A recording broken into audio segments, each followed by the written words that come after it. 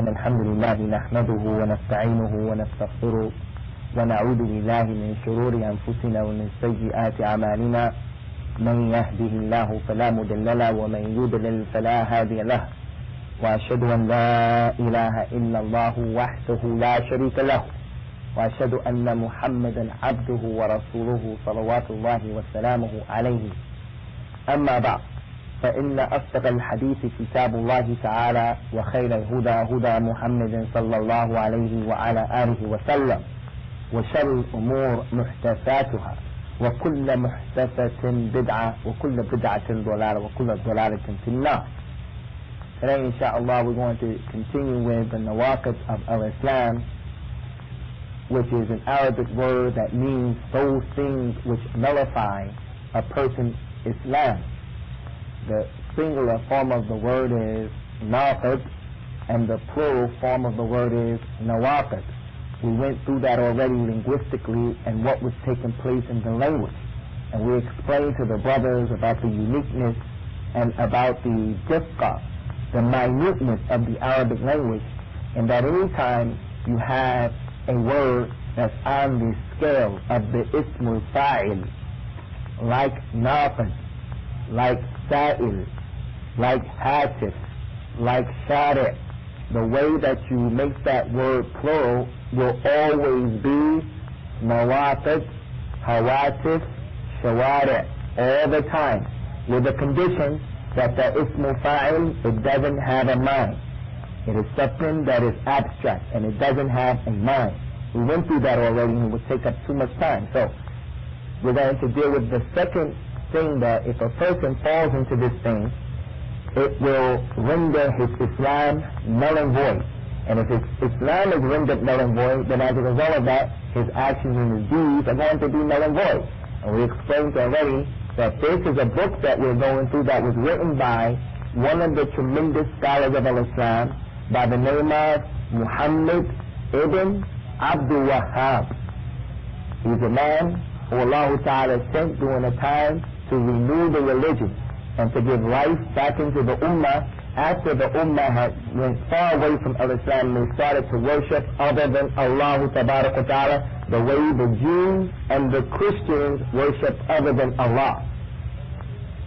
So the second thing that he mentioned from the nawaqid of al-Islam is when he said, من جعل بينه وبين الله وسائط يدعوهم ويسألهم الشفاعة ويتوكل عليهم كفر إجماعا.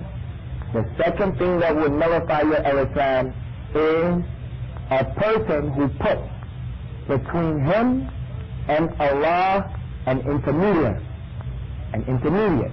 or intermediary, a person who's going to serve as the middleman between you and Allah. He makes dua to that person or that thing, or he seeks from that person or that thing intercession, and he depends upon that thing or that person by making the tawakkul. He said that this person who does this is a disbeliever by the consensus of the scholars of al-Islam.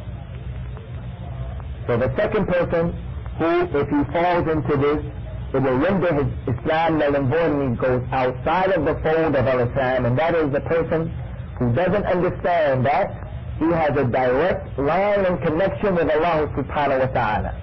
He doesn't understand that, so as a result of that, he does what the mushrikun did yesterday and what the mushrikun continue to do today, and that is he puts between him and Allah a middleman. Those kuffar, as the Prophet sallallahu alayhi wa sallam was told in the Qur'an when he came and he started to give them da'wah, and they were asked, Ya Quraysh, why are you people worshiping all of these gods of the Kaaba? Why? They said, مَا نَعْبُدُهُمْ إِلَّا لِيُقَرِّبُونَا إِلَى اللَّهِ زُلْفَى. We do not worship these things except because they bring us closer to Allah. We believe in Allah, it's just that we're going to worship these idols and these statues because in worshiping them, slaughtering for them, making dua to them, respecting them and honoring them, they are going to serve as the middleman between us and Allah. Allah is too pure, Allah is too great. He needs to send His Son to shed His blood to die for everyone's sin. Whoever does that in the religion of Islam in any shape, form, or fashion, he goes outside of the realm, outside of the fold of the religion of Islam. And Ikhwan, once you brothers start given the opportunity to travel across the globe, around the globe, you're going to find that the Muslims, out of all of the nawaqid of Islam that we're going to talk about, out of everything that we talk about, the Muslims fall in this one more than anything else. All you have to do is you go to any Muslim country, and you'll find that the Muslims have put between themselves and before Rabbil Alameen many men who they pray to and they depend upon and they ask their intercession. We already gave an example of how the Christians do that by saying that God so loveth the world that he sent his only begotten Son, so that whoever should believe in him will have everlasting life. Wallahi, that statement from the beginning to the end is ignorant, that is compounded. That's how the Christians do it. But how do the Muslims, people who claim La ilaha illallah, that there is no God worthy of worship except Allah, that's a clear contradiction to that statement. How is it a person who says this statement and he believes in it, how is it manifested in his behavior that he puts between him and Allah Ta'ala, a middleman? It comes in many ways. One of the clearest ways is that the people make dua to the Prophet sallallahu alayhi wa ala alihi wa sallam. They supplicate to Prophet Muhammad. We honor, we love, and we respect the Messenger of Allah. May Allah be pleased with him, and may Allah Ta'ala grant him peace and blessings and salutations of all good. He is the best of Allah's creation. Him, along with the other prophets and messengers, they are the best human beings.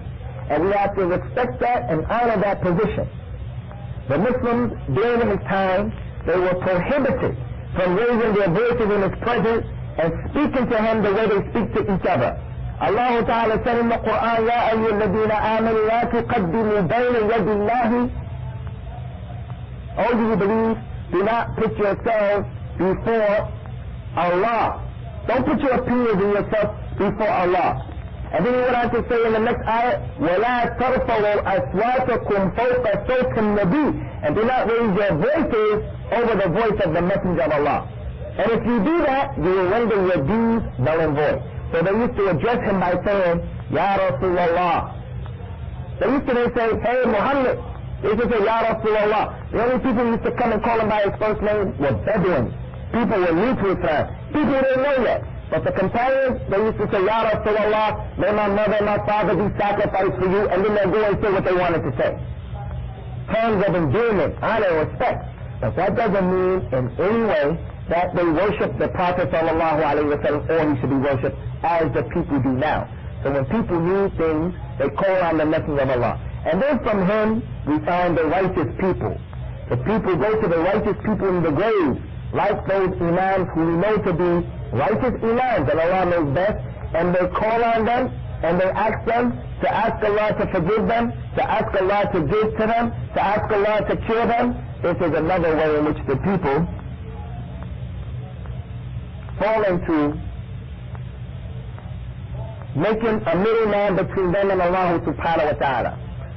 The Prophet sallallahu alayhi wa sallam, he said that there is the servant, he said that Allah said there was a servant who woke up this morning as a kafir and a servant who woke up this morning as a believer.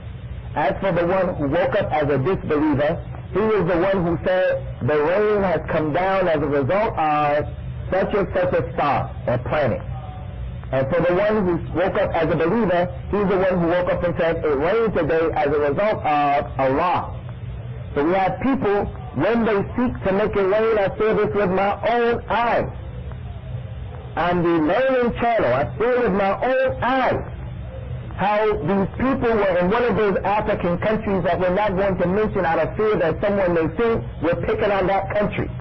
They were Muslims. And the chief of the tribe had been dead for 20 years. Now they wanted to make one of his sons the new chief. They slaughtered a chicken, they slaughtered a goat, and they slaughtered a cow, calling on the father who died, spirit to come back to ask Allah which one should be chosen as the new chief. Wallahi, that is an example of how the Muslims fall into making middlemen between them and Allah subhanahu wa ta'ala. If the Muslim wants to know something that he has no knowledge of, he prays Salat al-Istikhara and he asks Allah subhanahu wa ta'ala to give him some guidance. So this issue of making a middleman between you and Allah, it is the one issue that people of the Ummah today fall into more than any other issue of what we're going to read about. There's an ayah in the Qur'an. I was asking the brothers, someone give me a proof from the Qur'an or from the Sunnah that clearly shows that it is not permissible to make a middleman between you and Allah. Someone give me one ayah from the Qur'an, one hadith from the Prophet sallallahu alayhi wa sallam. Dhul Qarnayn, Abu Hazm. Tajuddin. Who memorized Surah Al-Bayyinah? Now, what's the ayah? وَمَا أُمِرُوا إِلَّا لِيَعْبُدُوا اللَّهَ مُخْلِصِينَ لَهُ الدِّينَ. And they have been ordered to establish the worship only for Allah and to be sincere to Him and to establish the religion only for Him. Not to establish any form of worship to other than Allah. Now, Ikhwan, the unfortunate thing is, Abu Amir, when you go to the people of the Ummah today, and Imam Muhammad ibn Abdul Wahhab, he wrote what he wrote here because he was dealing with the condition of the Muslims who were around him at that time. He saw that the Muslims during his time, they had erected around the Kaaba many idols after the Kaaba was purified and cleansed from shirk and kufr. They put in front of the Kaaba date palm trees that they used to worship. They shellacked them, waxed them, and the Muslims started worshiping them, making sajda to them and slaughtering for these trees during his time. Whenever you stand before the Muslims and you say to them, you cannot call on Rasulullah sallallahu alaihi wasallam in order to get you out of your problems, or you cannot call on Abdul Qadir al-Jailani to get you out of your problems, nor can you call Imam so-and-so to get you out of your problems. The person is going to respond by saying, you don't love the awliya and the salihin. You don't love the righteous people and you don't love the awliya of Allah, which is a qiyas or an analogy that is fasid. It is batil. No good. You can't use that kind of fasad, that kind of qiyas. You're telling the person it's made haram to call on other than Allah, and they understand from that you don't love Rasulullah. When you say to a person, you cannot call on to the Prophet sallallahu alaihi wasallam like that, they say you don't love Rasulullah. You don't respect and you don't honor the Messenger of Allah sallallahu alaihi wa ala alihi wa sallam. And when you look at that issue, I'm telling you, you brothers have not been exposed to this problem, so that's why it may not be something that you can really conceptualize like Sheikh Muhammad ibn Abdul Wahhab. He had to deal with this, and as a result of that, if you start to meet people who heard of Muhammad ibn Abdul Wahhab, they hate Muhammad ibn Abdul Wahhab, and what they say about him was, he used to kill the awliya of Allah, the righteous people. His da'wah, the da'wah of the Wahhabiyah, it's a da'wah that hates the awliya because they say you can't call on righteous people to be intercessors between you and Allah, and they don't worship Rasulullah's birthday, sallallahu alayhi wa sallam. If they respected and loved Rasulullah, they would ask Rasulullah, Ya Rasulullah, ask Allah to help me with this. If they love Rasulullah sallallahu alayhi wa sallam, they will honor and respect him by worshiping, celebrating his birthday, alayhi salatu wa salam. So now this is, alhamdulillah, this is an issue here that we have to keep it in that context. No, that this is what the Imam Muhammad ibn Abdul Wahhab was dealing with. The next thing that we want to mention, Ikhwan, concerning this issue is we want to give you some of the dalil that show you how you can't do this. The first dalil is the statement of Allah subhanahu wa ta'ala that's in Surah Usamah. I guess you spell that S-A-B-A. Ayat number 23. When Allah tabarak wa ta'ala, Surah Usamah, S-A-B-A. Verse number 23. And you go back and you have to look this up. If you don't have a Qur'an with you right now, Allah Ta'ala said, قُلْ اُدْعُوا الَّذِينَ زَعَمْتُمْ مِنْ دُونِ اللَّهِ لَا يَمْلِكُونَ مِثْقَالَ ذَرَّةٍ فِي السَّمَاوَاتِ وَلَا فِي الْأَرْضِ وما لهم فيهما من شرك وما لهم من ظهير ولا تنفع الشفاعة عنده إلا لمن أذن له. Say unto them, Muhammad sallallahu alayhi wa sallam, call on those who you think can help you other than Allah. They do not possess, nor do they own the atom's weight. They don't own an atom's weight of health or help in the sky or in the earth. Nor are they considered to be Allah's partners, nor do they themselves have helpers. No one can make the intercession except the one who Allah allows. That's the first ayah. There are other ayahs. I want to deal with a hadith that you all know about, and that is the hadith that the Prophet sallallahu alayhi wa sallam was approached by one of his companions. And the companion said to the Prophet sallallahu alayhi wa sallam, Ma sha'Allah wa shitta ya Rasulallah. The companion said to the Prophet sallallahu alayhi wa sallam, Ma sha'Allah. It is as Allah has chosen. Wa shitta ya Rasulallah. And it is as you have decreed and chosen. The Messenger of Allah sallallahu alayhi wa sallam, upon hearing that, he knew Tajuddin, that the man was just making a mistake in his terms. Is it possible that any of you who are sitting here, even firstly a new Muslim, who hasn't been a Muslim for an hour yet, he accepted Islam because he knows that there is no authority above the authority of Allah. God Almighty is the only one who can allow something to happen. If He doesn't allow it, it's not going to happen. Then you look at yourself. No one in his right mind who is sitting here would ever think that someone or something other than Allah subhanahu wa ta'ala has the ability to do something or to decree something along with Allah. Since all of us understand that, do you think that it's possible that the companion of the Prophet sallallahu alayhi wa sallam didn't understand that? They were the ones who understood Allah better than everyone else. It was a statement that he was saying, it was just a mistake. It is as Allah has decreed and as Allah wants and as you decree and as you want, Ya Rasulullah. The Prophet sallallahu alayhi wa sallam, upon hearing that, he took his finger as Sharifa and he started to point it in the man's chest. And he started to poke him.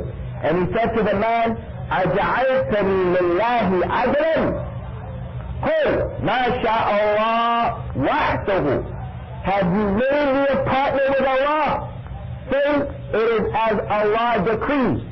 It is as Allah wants by Himself.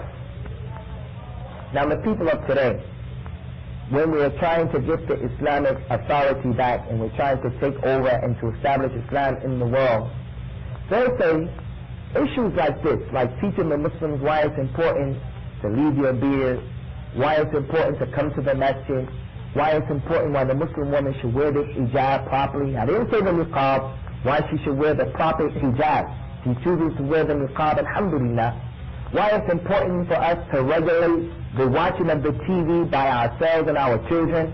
When we talk about these issues and we try to tell the Muslims smoking is haram, things that they have it within their ability to stop doing, the people will respond by saying, look, those issues are small issues. We need to get an Islamic government. We need to get the Baytul Mal. We need to establish the Khilafah. We need to establish the Hudud. We need to get rid of these oppressive rulers.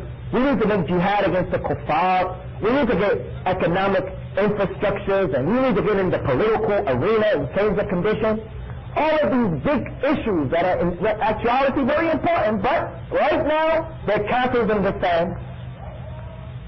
We look at this hadith of the Prophet sallallahu alaihi wasallam, where the companion made a mistake. He made a statement that wasn't true. The Prophet sallallahu alaihi wasallam took the time out right now to rectify the issue, to call that man to that thing, which he had the ability to change and to understand. And he was serious about it by poking him in his chest, making the man feel the seriousness of the issue. Have you made me a partner with Allah? This is not a small issue. So it goes to show us that all of the issues of Islam are important, especially those issues that are connected to a man's aqidah, his ideology. The Muslim woman, she says, La ilaha illallah. There is no God worthy of worship but Allah, and she believes that. If you were to take her and you say, I'm going to stab you if you don't leave your Islam.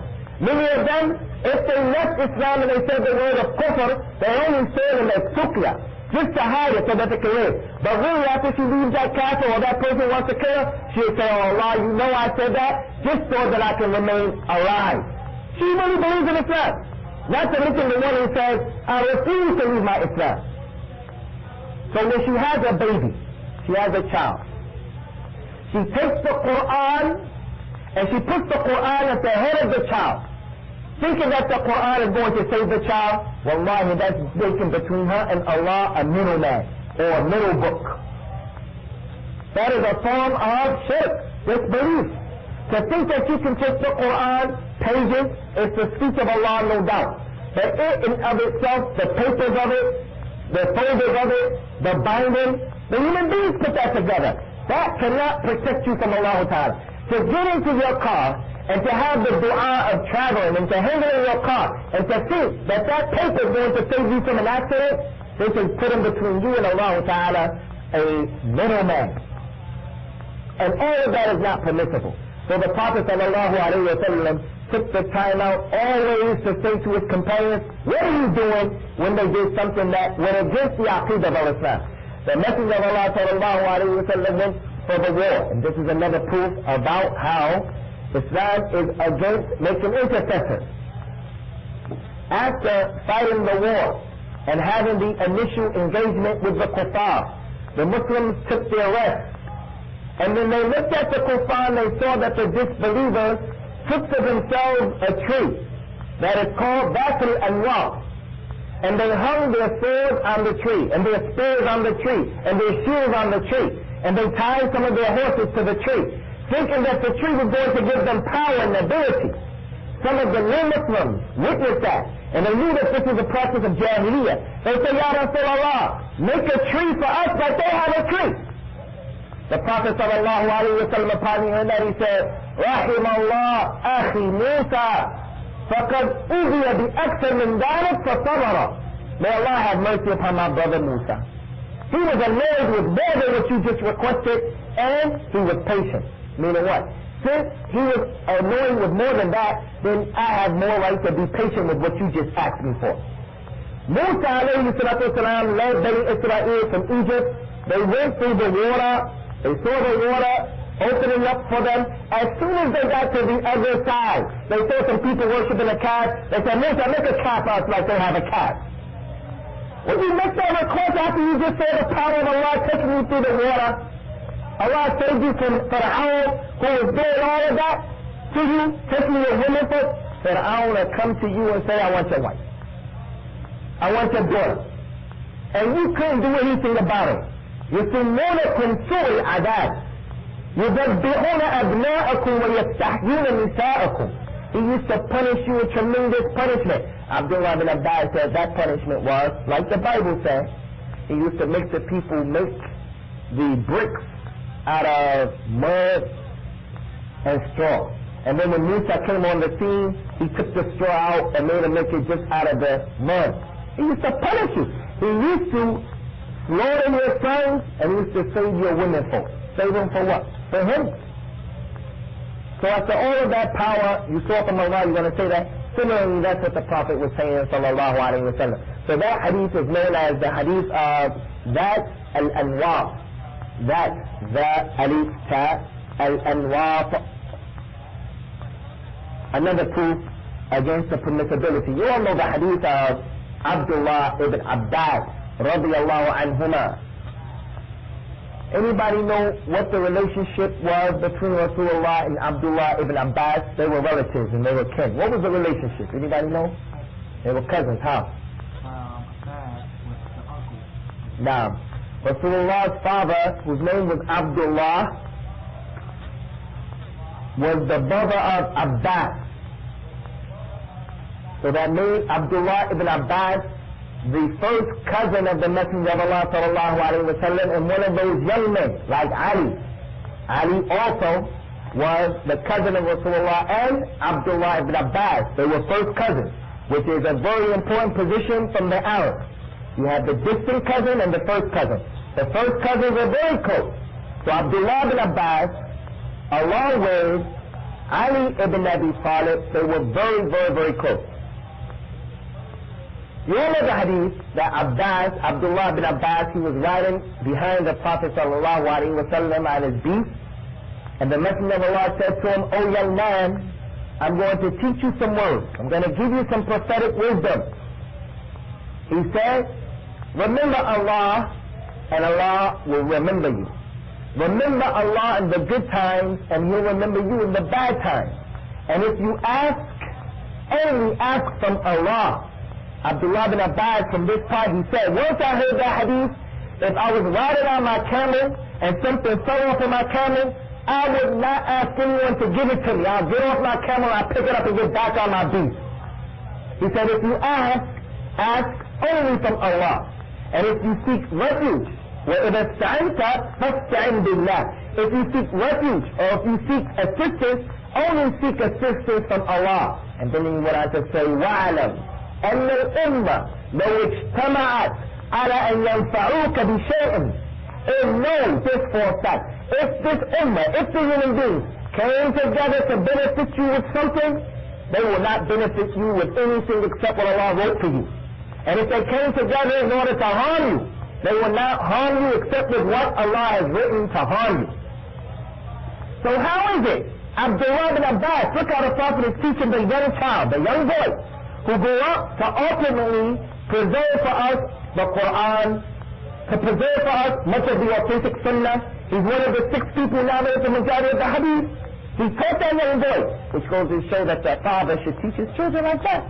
Doesn't make sense for you to have a child, and then you teach your child when he does something bad, the boogeyman is going to get you.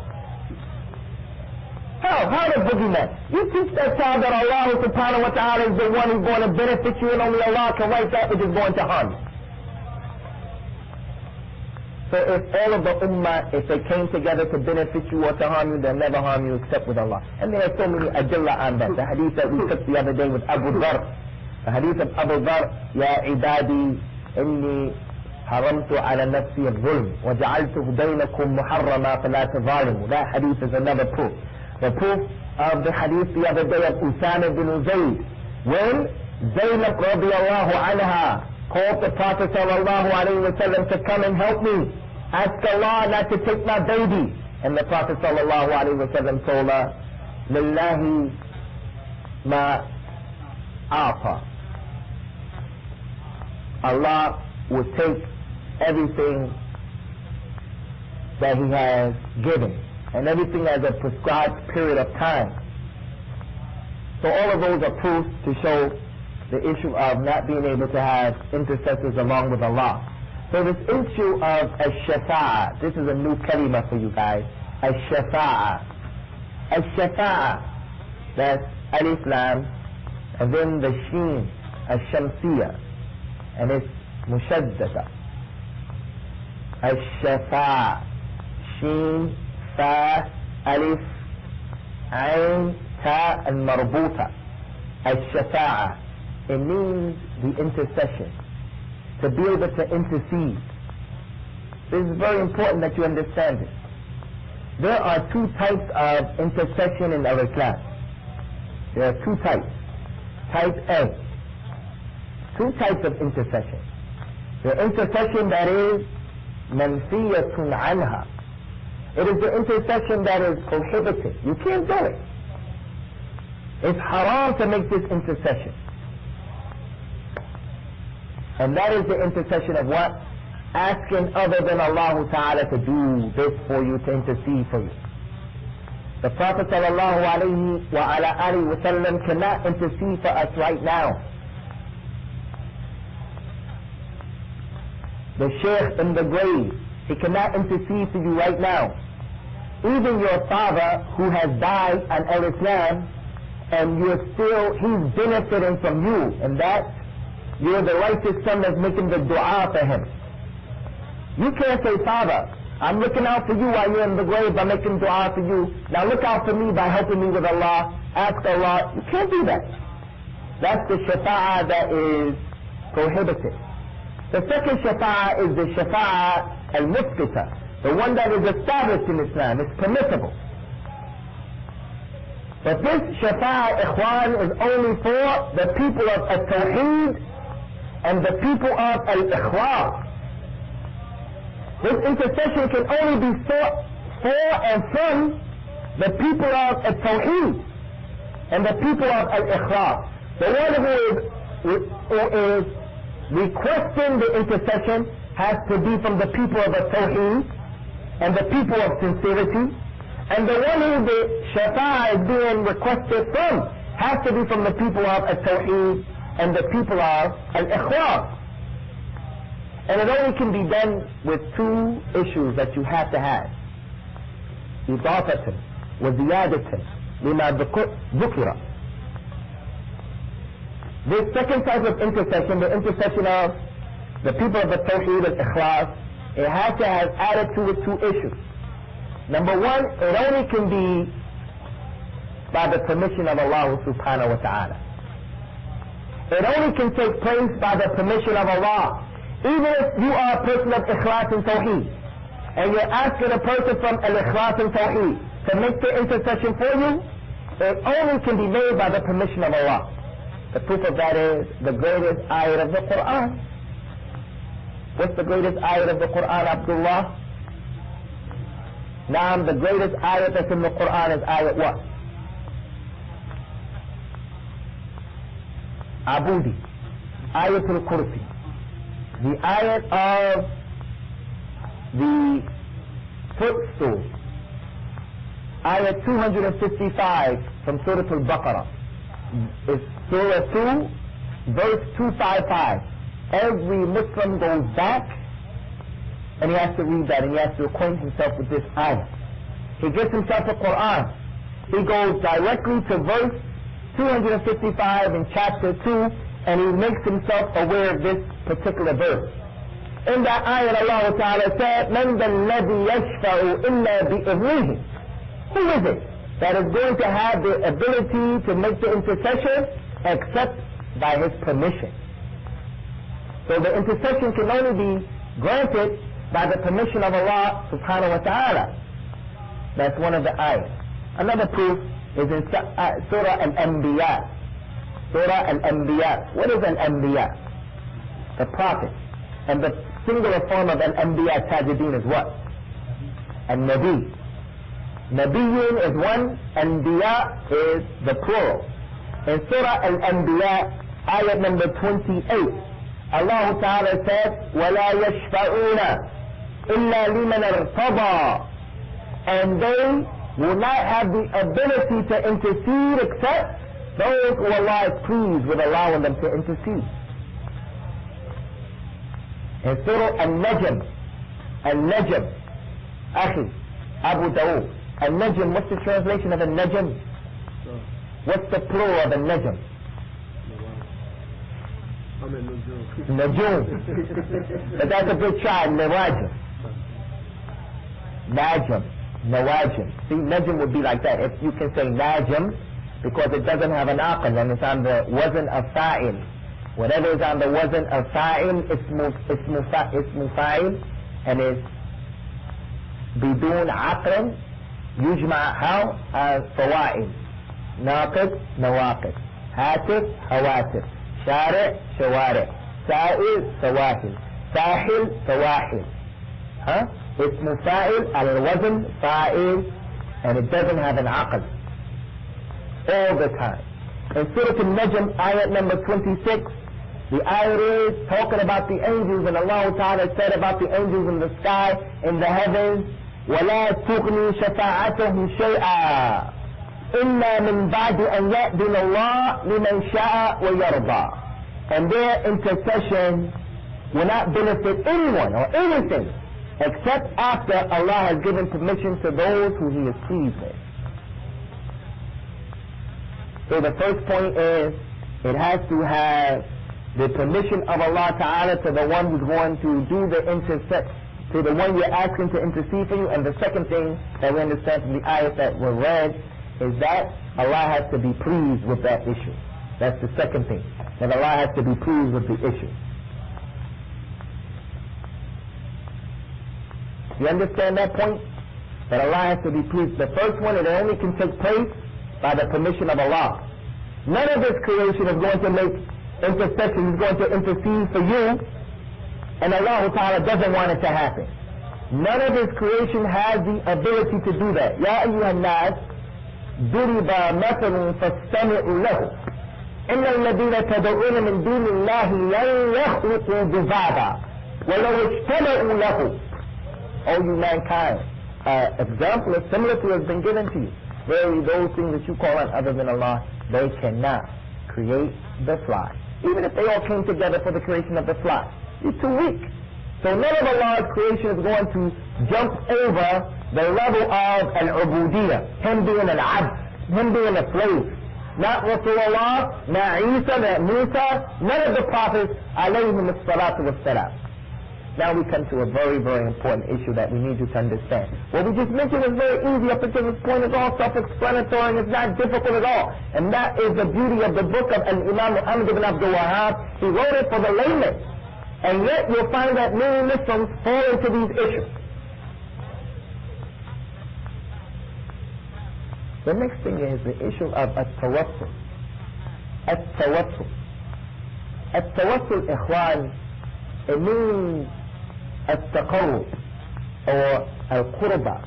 التوسل with a sin, not a thought, a sin. التوسل. التوسل means like you want to get from here to Lake Buena Vista. Now you need a vehicle that's going to carry you. You need something or someone who's going to get you from there to there. That thing that's going to carry you there to your goal and your objective, that's the wasila. The word tawassul comes from that. So I want to get Allah's good pleasure. I want Allah to be pleased with me. So I'm going to make the tawassul.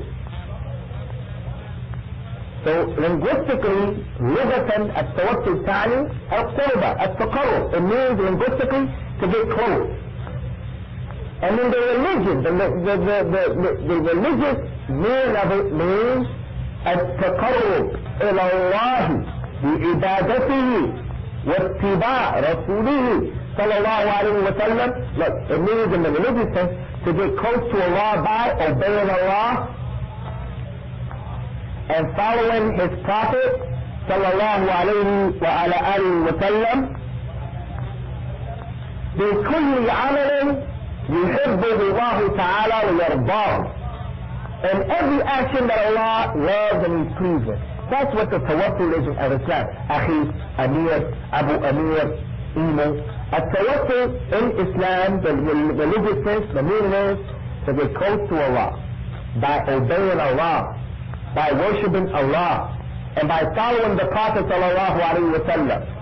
And every action that Allah Ta'ala loves and is pleased with. I want to get to paradise. I have to make the tawassul by obeying Allah, following Prophet Muhammad sallallahu alaihi wasallam, staying away from the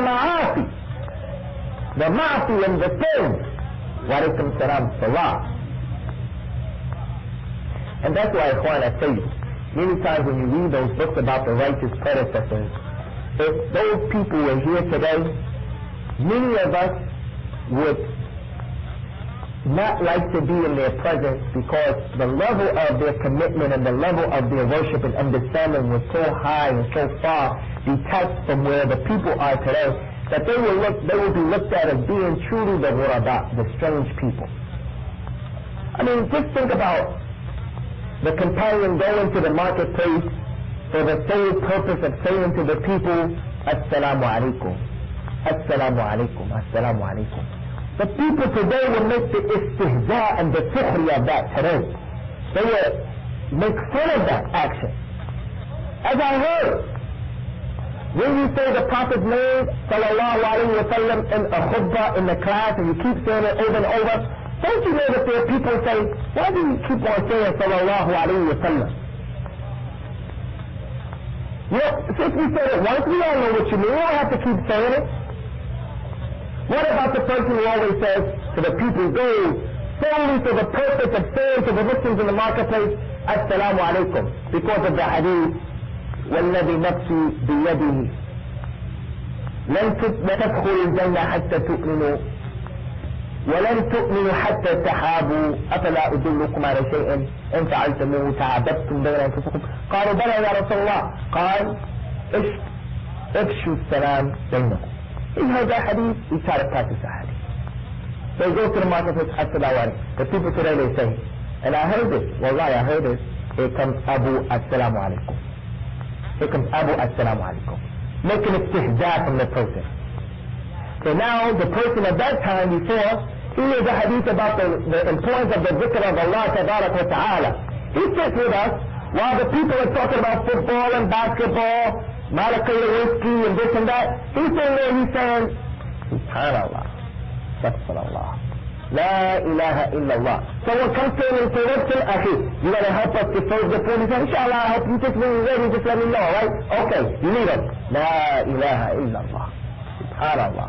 And he's constantly in the dhikr of Allah. The people today that say, don't you know that the Prophet said you shouldn't be in the masjid all day?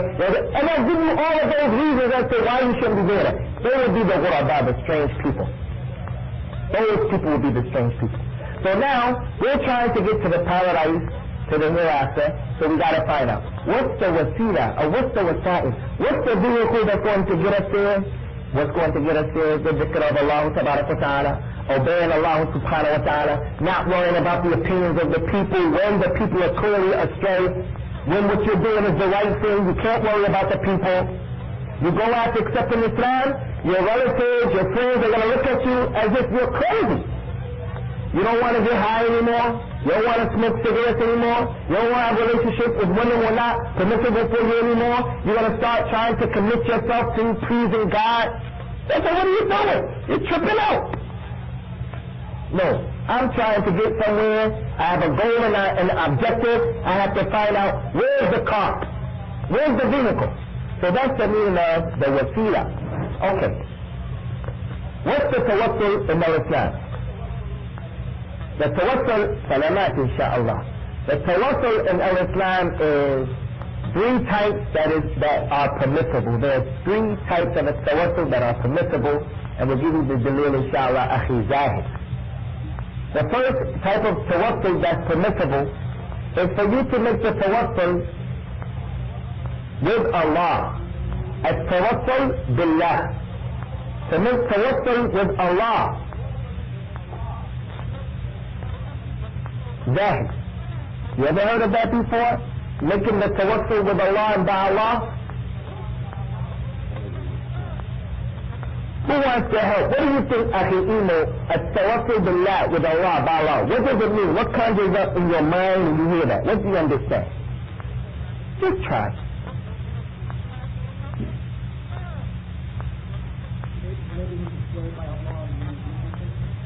That's part of it, but it's something even clearer than that. That's part of it. Now we're trying to get close to Allah by doing certain things. Are we going to do those things? By making the tawassul with Allah. What do you think? Part of it is similar to what he said, but there's something clear. Maybe I'm not posing the question in the way. What do you think?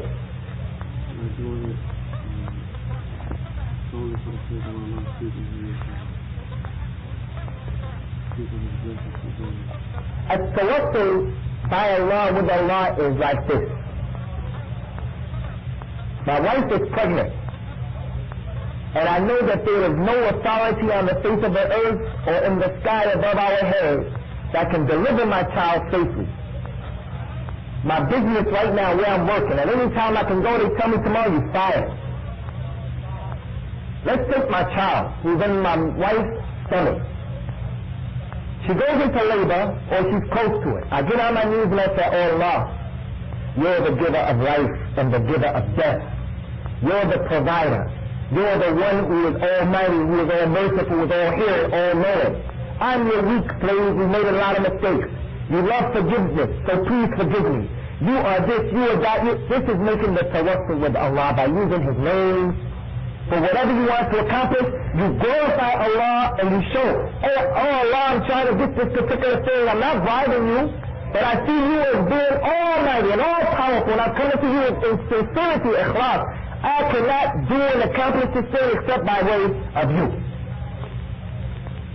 So you make the tawassul with the names of Allah. What's the proof of that? So many. The hadith of the Prophet ﷺ that he told us how we make the tawassul by Allah. If any of you suffers from hum or huzn, if anyone suffers from anxiety or depression, if anyone suffers from depression, anxiety or extreme sorrow, ikhwan, depression is a mental illness. Anxiety is a mental illness.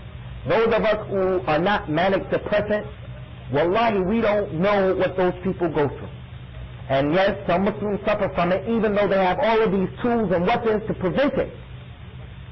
You know, many people, they used to think migraine headaches was something that people was just a figment of their imagination. If you suffer from migraine headaches, people used to think that you can take an aspirin and it'll just go away. But because the exposure to sports and athletics on the level that it's on in America, when that famous athlete from the Denver Broncos doing the Super Bowl, high profile, everybody watching it, he suffered from a migraine headache, they took him out of the game. You out of the game when you get a migraine. The game of life, you out, incapacitated, can't do anything. They took him out of the game, all the marbles were on the line, all the money was on the line. That's when the people said, wow, migraines are really, really serious. The guy couldn't see the line of scrimmage. He said that the line in front of him, the people were blurred. So they said you just go in there as a decoy and just run and get out of the way. So there's issues like migraine, headache, anxiety, all of that stuff. Serious problem. The Prophet told us if any of you suffer from that, sallallahu alayhi wa sallam, let him say, Allahumma inni as'aluka bikulli ismin huwa laka, sammayta fihi nafsik, aw allamtahu ahadan min ibadik, aw anzaltahu fi kitabik, aw istaftarta bihi fi ilm al-ghayb indak, and taj'al al-Qur'an rabi'a qalbi ila akhiri. Oh Allah, I ask you by every name, you named yourself by it. You named yourself by those names. الرحمن الرحيم الملك القدوس السلام المؤمن المهيمن العزيز الجبار المتكبر المصور. All of those names you named yourself. And you taught that name to one of your servants, from the prophets, from the messengers, from the righteous people, from the angels. Or you sent that name down in one of your books, like the names you sent down in the Qur'an, the names you sent down in the Torah, that may not be in the Qur'an, the names that you sent down in the Injil, that may not be in the Torah and the Injil, the names that you sent down in the Zabur, that may not be in the other books. Or you kept the knowledge of that name with you. You didn't tell anyone from your creation this is one of your names. You're so honest and honorable that you kept it only for you and your knowledge. So I'm asking you by all of those names to make the Qur'an the light of my heart, and on and on and on. So the point is, you're asking Allah Ta'ala to get rid of the anxiety, the stress, the migraines, this and that, by calling on Him with His name. So that's the first type of tawassul that's permissible. Ikhwan, my brothers in Islam, there's not a single one of you right now, except that we all are in need of this issue. Ajibun li'abd. It's a strange thing that's a servant. He leaves alone all of the weapons of al-Islam and ma'asuma, the weapons that are going to work all the time. He leaves them and he doesn't use them, and then he comes to the human beings and he says, Ya akhi, ana muhtaj, I need this, I need that, I need this. Just now, the father is sitting in the majlis. Something falls on the child. He has no ability to prevent it or to know what happened, because of his weakness. All he can do is react. You can't be proactive. The only thing that you can do is react. Similarly, we left our children at home right now. There's nothing to prevent a fire from starting in the house last time of Allah. There's nothing preventing a burglar from entering into the house and doing what our family is that which we don't even like to even think about. I mean, things can be unseen that you can't even imagine. So what the person does, he makes the tawassul in Allah, whether Allah to get protection in his family, by asking those names. He uses those dua more. Oh Allah, you are al-wahid al-qahhar. You are the one who knows all of the knowledge. Salat al-istikhara. Same thing. Allahumma inni astakhiruka wa astaqdiruka. All of those things. You know and I don't know. فَإِنَّكَ تَعْلَمُ وَلَا أَعْلَمُ. All of those things showing what? The Prophet is showing us, whenever you need something, you say these things, and it's one of the ways in which it works. The second way, ikhwan, and this is really important, The way you make the tawassul to Allah Ta'ala al-mashru'a is that you make the tawassul by your actions and your deeds. By your actions and your deeds. By your actions and your deeds. Dawood al-Haddad al-Athari. What do you understand from that?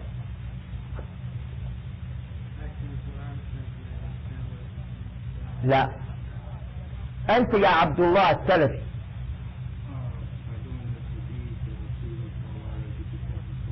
لا نعم.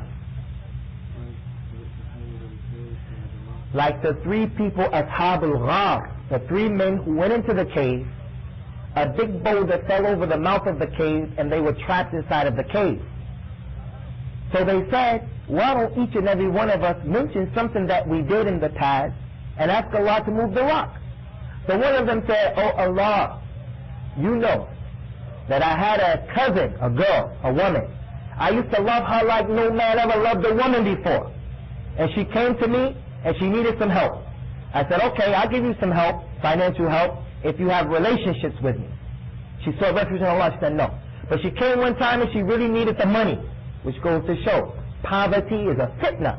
And that's why the Prophet ﷺ, before he used to go to bed, he used to seek refuge in Allah from poverty. And he used to say, Allahumma inni a'udhu bika min al-ju' wal-faqr fa'innahu bi'sa al-duji'.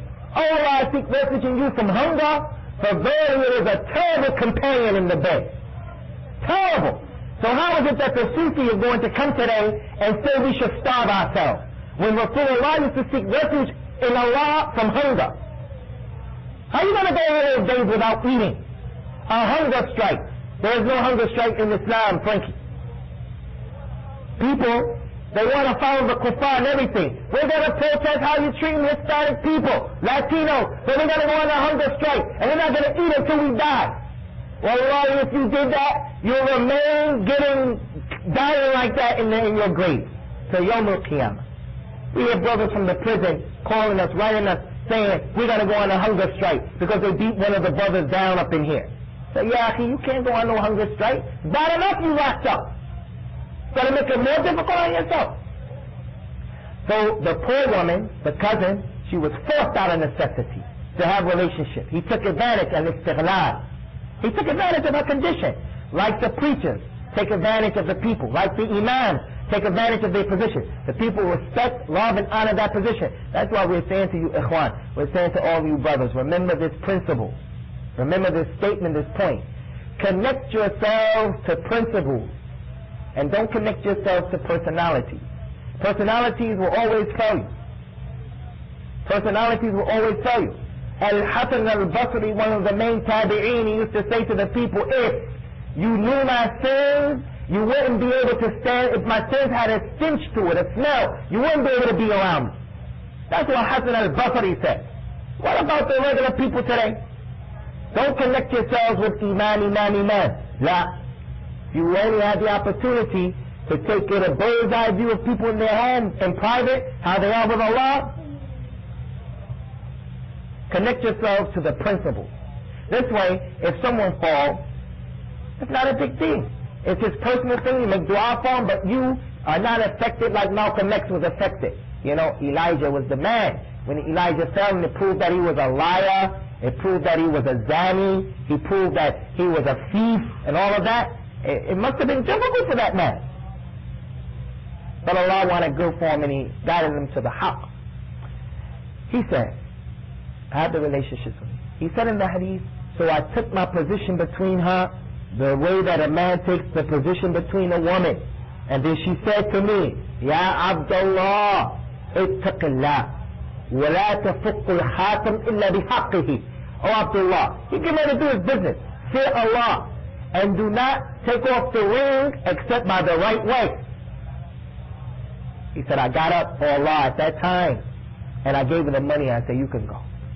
If I did that for you and only for your sake, oh Allah, please open the door. And the thing moved open.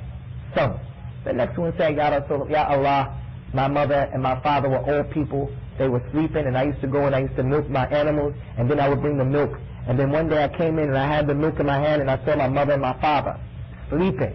old people, and my children were in the background, screaming, going on, screaming and hollering, shouting, because they were hungry. My own flesh and blood, my babies. And this is one of the hadiths to show that your parents have more rights over you than your wife. My own flesh and blood, and your children, my own flesh and blood. And I stayed over their head from the night time until the Fajr time because I didn't want to wake them. When they woke up, I gave it to them. They consumed the milk, gave me the rest, and then we drunk it. If I did this only for your sake, move it up. He moved it up. The last one said, and this is when the whole rock moved, oh Allah, there was a man who did some work for me. He did some business for me. He worked for me. And then he traveled without taking his money, his ujr. And he went away without it. I took his money and I invested his money. Now, Ikhwan, you can't invest anyone's money like that. That's the legislation for the people before. That's not our legislation. So don't let anyone think, oh, I got someone's money, let me invest it. No. I took his money and I invested his money and I bought some sheep, some cows and camels. And each sheep and cow and camel, it had a baby, it had another one, a mate, and it just filled up all of these pastures. The man came back and said, let me have my money. He said, you see that place over there with all the cows, sheep, it's filled up? He said, yes. He said, all of that is yours. He said, do you ridicule me? He said, this is what I did. Your money, I took it, I invested it, take it. The man went and got it. Can you imagine, Ikhwan, today, someone doing that? Wallahi, if we invested that money, we would have gave him one sheep, one cow. We would have gave him his money and kept all that for ourselves and considered ourselves to be a tajir, intelligent businessman. Go on. And the amana, Ikhwan, is like that. Wallahi, the amana is a fitna. If I did that only for you and your sake, oh Allah, then move the rock. The rock was moved and exited the cave. So that goes to prove that a man makes the tawassul by way of the good deeds. So each and every one of you, you think about a good thing that you did in your life as a Muslim. Ya Allah, I bought a box of cereal for a brother. And I brought that cereal for your sake. It was cornflakes. I brought it for your sake and your sake alone, only to develop and create brotherhood and love between us to practice this sunnah. I did it only for your sake. Oh Allah, please help me with this and this and that and that and that. Whatever you can think of from your best deeds. Don't say, oh Allah, I made Salatul Fajr today. No, from the best thing that you can think about. Oh Allah, I married a sister. She had 5 children. She didn't have anyone to take care of her except you and this, and I wanted to do this honorable thing. I married that sister. Oh Allah, my wife made me very upset, very angry, but I held back my anger only for your sake because I know يوم القيامة من كظم غيظا وهو قادر على أن ينفذه دعاه الله يوم القيامة على رؤوس الخلائق ثم يخيره بين الحور عين ما شاء. Whoever has the ability to hold back his anger and he's able to execute it, Allah will bring him out in front of all of the creation Yawm al-Qiyamah and give him a choice from any of the Huru'in. He said, oh Allah, I did that because of this hadith, I believe that hadith and I want that, so therefore help me. Allah help you. So that's the second tawassul that's permissible. The third and final tawassul that is permissible, ikhwan, is to make the tawassul with someone else. To make the tawassul by another human being. Mithaluhu, I say for an example, akhi, my daughter is sick and she has to go get an operation. Make dua for her. Make dua for her. That's making the tawassul. I'm using you to make dua for her. Ya akhi, I need such and such and such, I'm having this problem, make dua for me. Ask Allah for me. Two things concerning this, ikhwan. When people ask us to make dua for them, we should get into the habit of making the dua right there so that you can get it off of your shoulder as a responsibility and as a request. And we should also try not to just say inshallah and then you never really make the dua later on. When they ask you to make dua for them, you should make the dua right then and there. And there's an etiquette in making the dua for people. When you make dua for people, the Sunnah taught us to start with yourself. So if you're going to make dua for someone, you know, people come there and say, SubhanAllah, make dua for me. Say to them, وَفَّقَنَا اللَّهُ وَإِيَّاكَ. May Allah give us the tawfiq in you. سَحَلَ اللَّهُ لَنَا وَلَكُمْ. May Allah make it easy for us and for you. But then after that, and you go make dua in his absence, because the Prophet said, sallallahu alaihi wasallam, if someone makes dua for his brother in his absence, the malaika say to the one who's making the dua for his brother, wa anta kadhalik, wa anta kadhalik, and also what you're praying for is for you, it's for you. So we make the dua right away. What's the proof that's from the sunnah? The Prophet told us, sallallahu alaihi wasallam, when we go to the grave, we say to them, Assalamu alaikum wa rahmatullahi wa barakatuh. Ya ahl al-diyar min al-muslimin wal-muslimat. Nas'alallaha lana wa lakum al-afiyah. We say to them, Assalamu alaikum wa rahmatullah, people of the grave. We ask Allah for us and for you the afiyah. Al-afiyah, a good condition. It doesn't mean good health here. Allah ya'tik al-afiyah. It doesn't mean good health here. They're in the grave, they're dead. No more health. The sahha is finished for them. It means a good condition, that you in your grave وَلَن تُعَذَّبْ. You in your grave and your good deeds are your companion. You're in the grave and your grave is expansive and it has light. And not that you're in your grave and you are frightened and terrorized. You're in your grave and your deeds have an ugly face with big nose, with smoke pulling out of it, looking at you and breathing at you like that. The terror of that alone has you tripping, punished. No, we ask Allah for us and for you the afiyah. The other thing is, if you ask people to make dua for you, does it make sense that you ask other people to make dua for you and then you forget to make dua for yourself? What kind of stuff is that? I have a business, I'm going to put everybody here, do this, and I'm going to leave the business? No, you more than anyone else. When it relates to your business, you're going to be on top of things more than everyone else. So the third tawassul that's permissible is the tawassul where you ask someone else to make dua for you. But this has some things we need to understand. First of all, Dhul Qarnayn, you make tawassul with other people while they are living. While we are living, we make the tawassul for the other people while they are living. You make the tawassul through other people while they're living in this life, because in the hereafter there's a tawassul that's going to be made by the believers in the next life, and we're there. It's going to be after this life. When is that? Anybody know how much I'm going to give? Let me see. Anybody can figure out in the hereafter when we're going to make the tawassul in the hereafter, the believers? Anybody know? Nah, I ain't going to say that. Go ahead. Would it be when they cross the sirat into the next bridge, when you have to retaliate against one another? No, the shafa'ah, I mean, when they're going to make the shafa'ah and the tawassul in the next life, the shafa'ah, really not the tawassul, is when all of the people are going to come to Adam and they're going to say, Adam, don't you see what our condition is? You're the father of mankind. You're the father of mankind, and Allah created you with His own hands, and He breathed into you the spirit of life. Ask Allah to get us out of this situation. And Adam would say, I made a sin. I approached the tree. Go to Noah. The people go to Noah. Noah, you're the first messenger that Allah sent. And Allah drowned the world and left you alive. Don't you see our condition? Help us out. I asked something I shouldn't have asked for. And that was, I asked for my son, the mushrik, the kafir. Go to Ibrahim. Ya Ibrahim, you are the Khalil of Allah. Don't you see our condition? Don't you help? Watch out.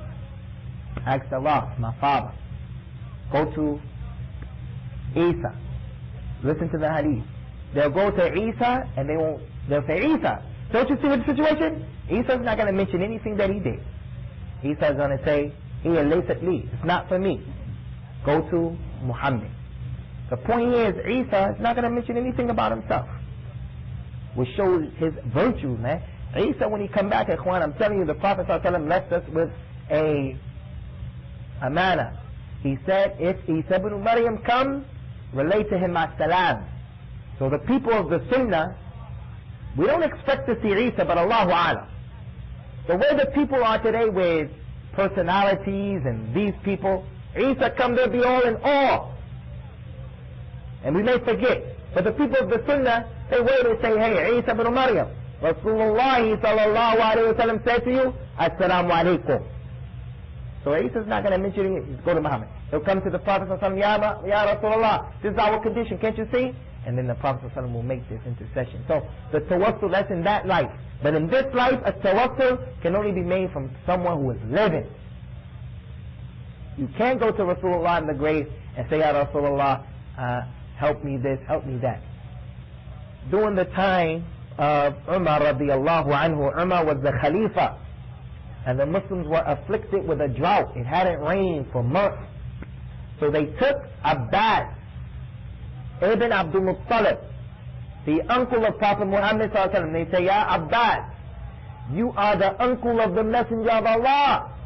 So therefore we want you to lead the Salat al-Istisqa, the Salat of rain, seeking rain. So he led the Salat and it rained. People take that and they say, you see, it was by virtue of his relationship to Rasulullah, rain. We say, no, the Sahabas, they looked at that. They saw his position with Rasulullah sallallahu alaihi wasallam, but he was living. He was living, alive and well, walking around. If we know a person to be righteous amongst us, we say to that person, look, you need the istisqa. Inshallah, Allah is going to listen to you. Allah is going to accept it from you. Nothing wrong with that. I know a righteous man, I'm going to say to him, inshallah, I think you're a righteous man. I think your dua is accepted.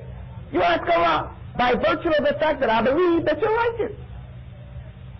But do we find the companions of the Prophet sallallahu alaihi wasallam doing that all the time?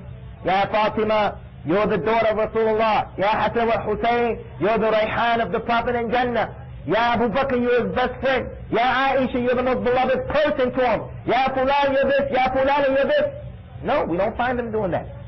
Do we find the companions going to the Messenger of Allah sallallahu alaihi wasallam, asking him, do this for us, do that for us?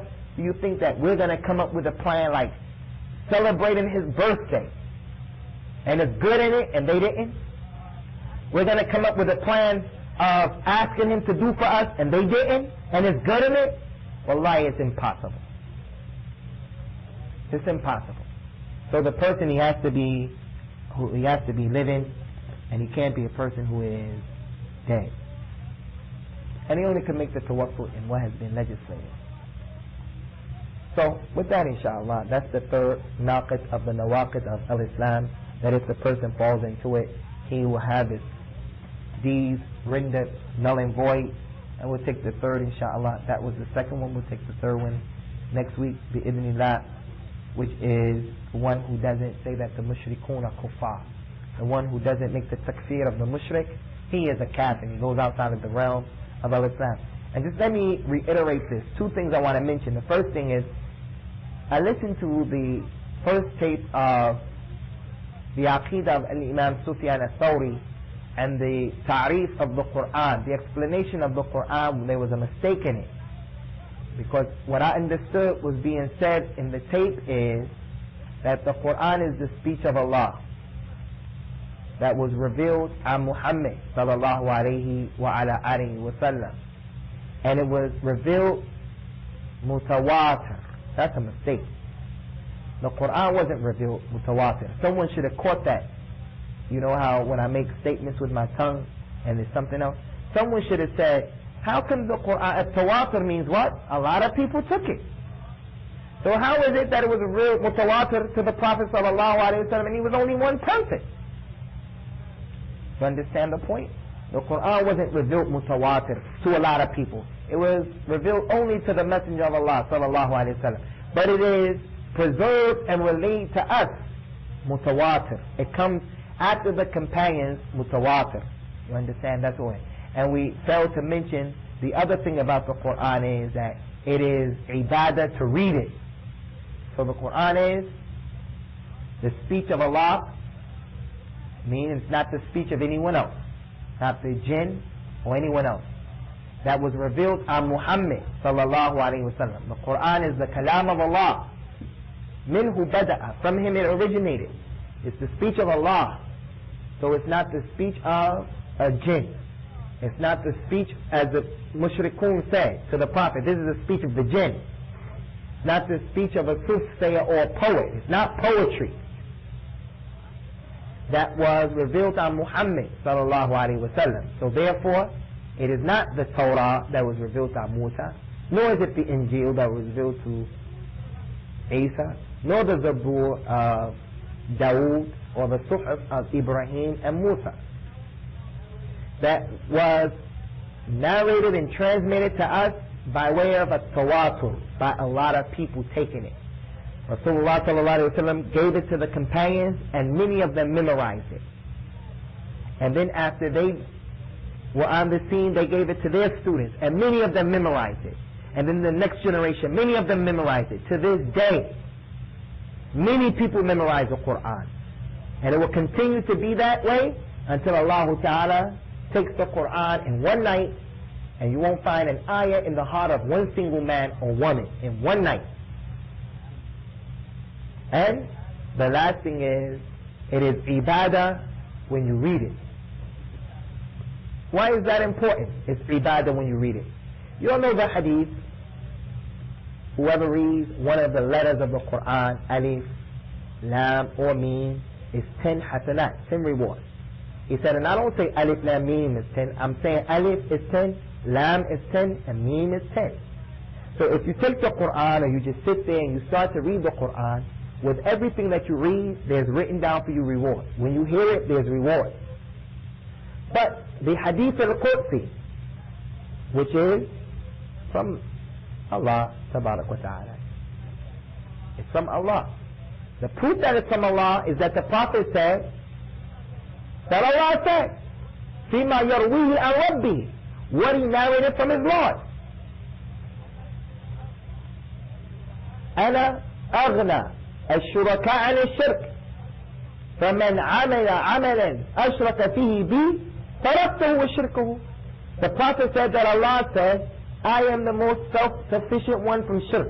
So whoever does an action in which he makes shirk with me, I leave him in his shirk. How are we going to say Rasulullah said that? When he said Allah said that? But it's not the Qur'an, it's the Hadith al-Qudsi. And you should get that Hadith al-Qudsi, it's that green book. Izz-ad-Din or something, Din is someone, he put it together. Get that green book, read it, familiarize yourselves with some of the Hadith al-Qudsi.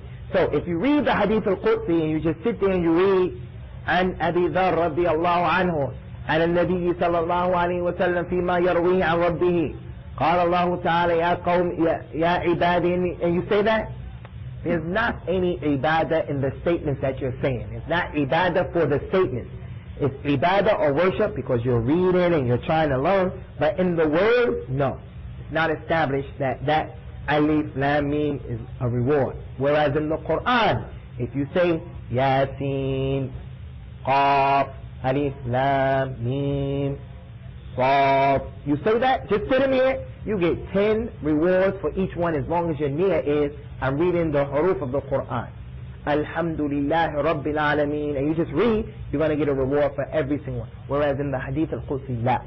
That's the first thing, the correction we wanted to make from the Aqidah of Al-Imam Sufyan al-Thawri, and someone should have been up on that one. The second thing that we wanted to mention is, when we say the nawaqis of al-Islam, things that nullify your Islam, I want to make this perfectly clear right now. There are some Muslims who walk around, especially our brothers in Egypt, because this Jama'at really began and it developed in Egypt, and they brought more evil than good. And that's our brothers from the group called Jama'atul Takfir wal Hijrah. Those people who say you're a kafir for doing sins. People may do things that have been described as being kufr.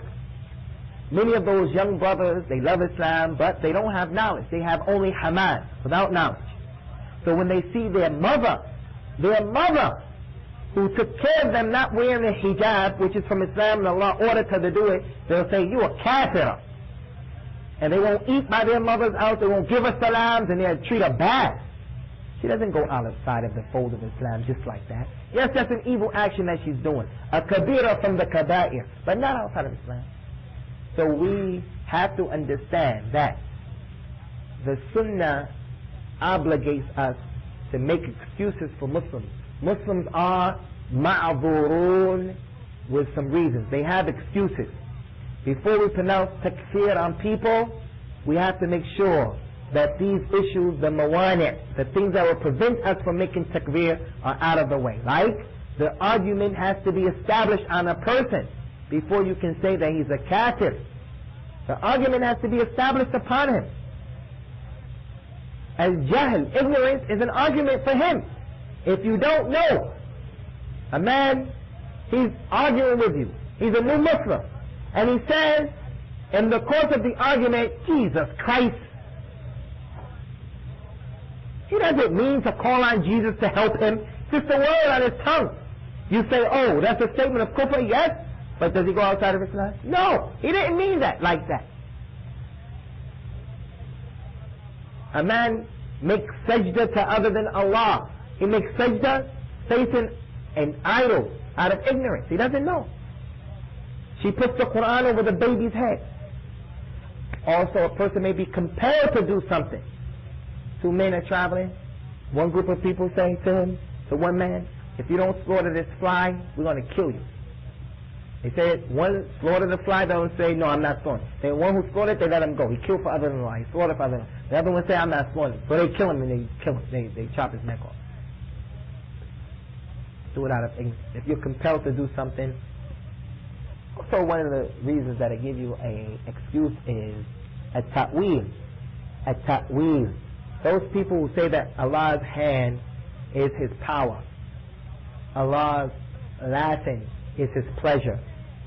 Allah's coming down or being over the throne is His being over the creation in His power. Those are ta'weels that are against the religion, but we don't say those people are kuffar. Because a ta'weel, you can understand it like that even though it's a ta'weel ghayru sa'ir. It really can't be used right here.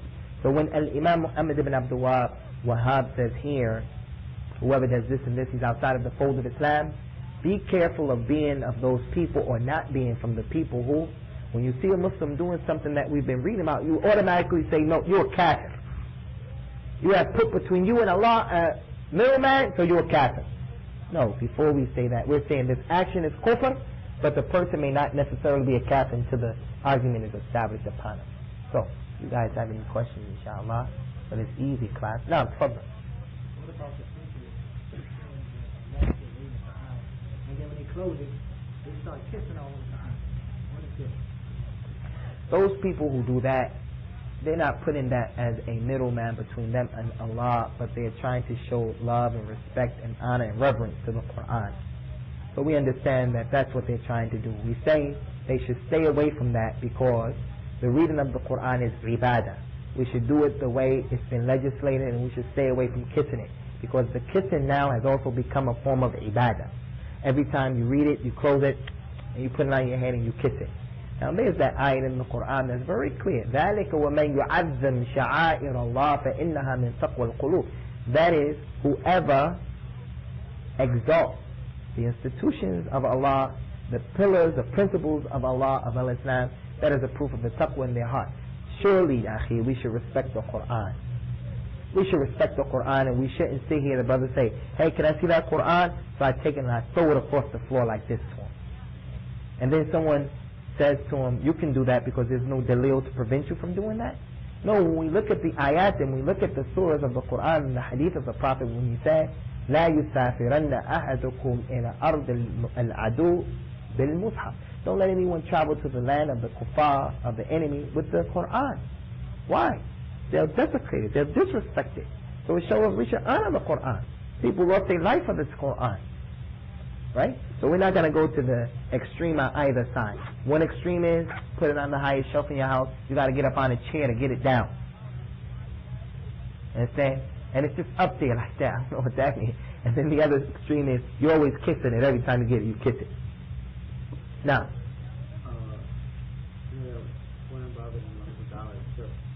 swearing by other than Allah. Now, okay, so we're permissible for us to swear by Allah or by one of his names or attributes. So we know that the Qur'an is the speech of Allah. Right? Is it permissible to swear by the Qur'an? Since the Qur'an is a sifa from the sifat of Allah, it's His speech, and you can swear by the characteristics of Allah by, the people used to say, وَعِزَّةِ اللَّهِ, or bi izzatik, by your might, by your power. بِقُدْرَةِ اللَّهِ, by the ability of Allah. They used to make this swear. You can swear. The Prophet even did that, sallallahu alayhi wa sallam. Or by his name, Wallahi, Wal-Rahmani, Wal-Qudusi, Wal-Salami, Bis-Salami, Tas-Salami. Like this, you can do that. But even though the Qur'an is a characteristic from Allah, we don't hear the people of the past doing that. We don't hear them saying, I swear by the finger of Allah, I swear by the foot of Allah, I swear by the shin of Allah. So what did Abdullah bin Mas'ud say? He said, اتبعوا ولا تبتدعوا فقد كفيتم. Follow and do not innovate. It's enough for you. Wallahi, you won't go wrong. But if someone did it, I'm not going to get all bent out of shape. But I will say, akhi, that's a serious ijtihad that you're making now. That's a serious ijtihad. So therefore, we would advise not to swear by those things that the people of the past didn't swear by. We stick with وَرَبِّ الْكَعْبَةِ, by the Lord of the Kaaba. Wallahi, Tallahi, Billahi. We stick with that. We stick with وَالَّذِي نَفْسِي بِيَدِهِ, by the one whose hands my soul is in. We say things like that. And we don't go to those other issues, even though it's been authentically established that He, Tabaraka wa Ta'ala, has a finger and all of those things. Ya muqallib al-qulub, wa muqallib al-qulub. We swear by those types of things. Now, the question was that related to the hadith that you will receive 10 good deeds for every letter that you recite in the Quran. 10 hasanat. Oh, 10 hasanat. Yeah, not 10 good deeds. What if you are saying it with the phonetics, like you're reading it particularly like in English, but it's pronounced as Now, like you have A-L-H-A-M-D-U, Alhamdulillah, and you're reading it like that. Nothing in the hadith says you have to be reading it from Arabic or phonetics, whether it's Chinese or whatever. Understand? So if you're saying the harf or the character, that's what counts. Not necessarily what you're reading. That's what counts. And if you're reading the phonetics, inshallah, you'll be from those people who get the double reward. As the hadith of Aisha radiallahu anha said, الذي يقرأ القرآن وهو ماهر به مع السفرة الكرام البررة والذي يقرأ القرآن وهو يتتعتع فيه وهو عليه شاق فله أجران. The one who reads the Qur'an, and he is an expert in reading the Qur'an, he knows the med or the amdad, he knows how long to elongate, he knows where to stop in the Qur'an, he knows if he stops how to pick it up and keep on going. He's a good memorizer. He's an expert in the Qur'an. Wallahi, there's no one better than them. خيركم من تعلم القرآن وعلمه. The best of you is he who memorizes, who learns the Qur'an, and then he teaches the Qur'an. Those companions, again, hear that hadith, the man says, since I heard that hadith, I always spent my time trying to be the best to, persevere in the Qur'an and to teach it. So anyway, he said, whoever is an expert in the Qur'an will be raised up Yawm al-Qiyamah with the angels. And the one who reads the Qur'an, and it is difficult upon him, and he stutters in reading it, he will get a double reward. A reward for reading the Qur'an, and the reward for his effort. So we can understand that in a number of ways. We can understand, instead of it being 10 hasanat for you for alif, it may be 20. For your attempt to read it, and the difficulty. See, but like we said the other day, Juan, that brother is a lawyer. We have different professionals in our community. Giving your time to the Qur'an is more difficult than all of that other stuff, that nonsense of the dunya. The proof of it is we just look at ourselves, and each and every person says to himself, how much time have I been given seriously to memorizing the Qur'an? It's something that the overwhelming minority of people are doing. Because it's something for the rijal, for the men. And almost everybody falls short in that area. If you were to get serious about the Qur'an today, you have to worry about people looking at you as being strange. Oh, that's strange. So, that's the answer. Any more questions? نعم تفضل أخي لقمان الحكيم.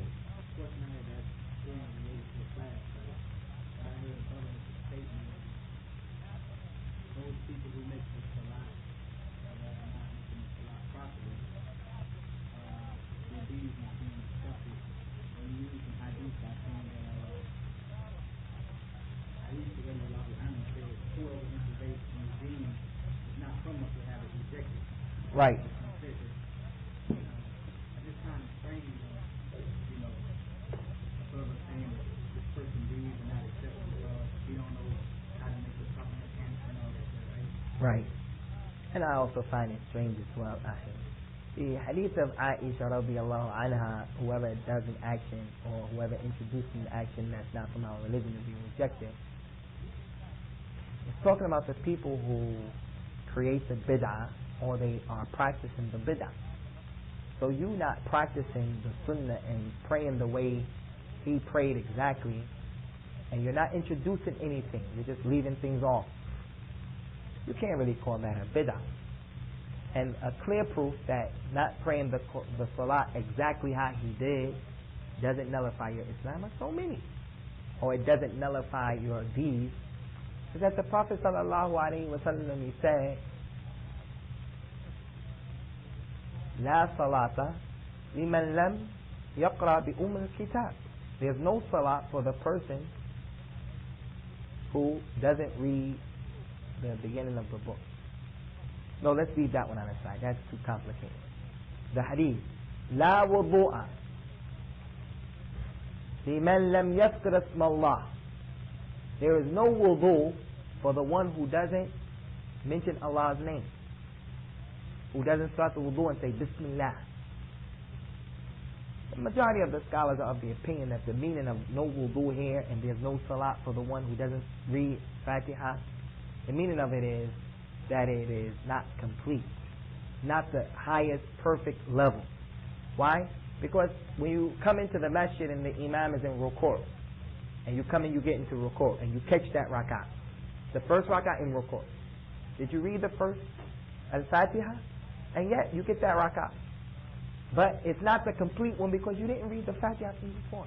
Similarly, the Bismillah before making the wudu. Your wudu will be good, but it is incomplete. Even though I feel that the people who say you don't have any wudu, if you don't say Bismillah, you don't have any wudu, I feel they have a strong opinion. Wallahi, I feel they have a strong opinion.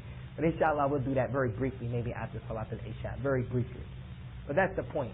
There is something that you may not be doing from the Sunnah,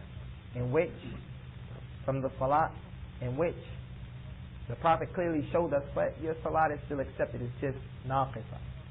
It's not from the hifz of the Salat. هذا وصلى الله وسلم على نبينا وعلى آله وأصحابه أجمعين سبحانك اللهم وبحمدك وأشهد أن لا إله إلا أنت أستغفرك وأتوب إليك.